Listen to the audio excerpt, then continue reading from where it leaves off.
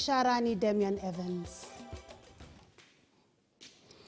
Mtazamaji, Kenya sasa imefikisha jumla ya visa 715 vya corona kwenye siku ambayo ulimwengu unatambua mchango wa wauguzi kwenye sekta ya afya. Wakati huo huo, kaunti ya Mombasa imeendelea kuandikisha visa vingi nchini ikiwa na visa 7, ikifuatiwa na Migori visa 3, huku watu wengine 3 wakifariki Mombasa. Kwenye siku ya kimataifa ya wauguzi, Wizara ya Masuala ya Nje Kenya ilijitokeza kuwazawadi wahudumu hao wa afya.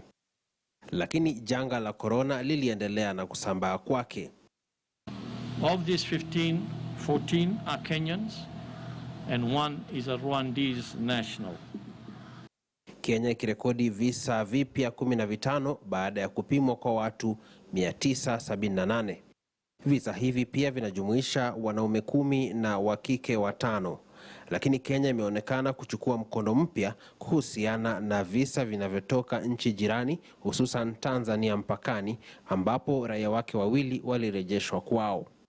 These Tanzanians, because they have trekked through the Tanzanian soil, need to be able to go back for isolation, but also for the contact tracing that the Tanzanian authorities need to do.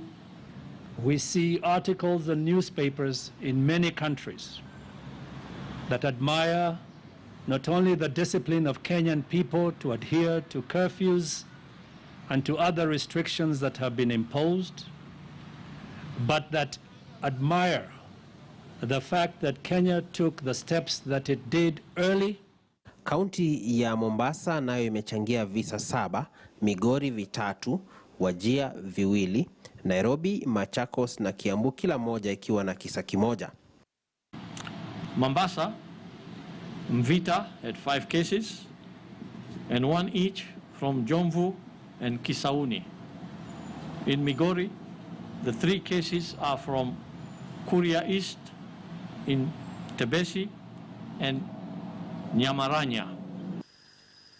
Mtaa wa Githurai 44 uliwakilisha Nairobi na kisa kimoja, wakati idadi ya waliopata nafuu ikiongezeka kwa watu 8 kufikia jumla ya watu 259.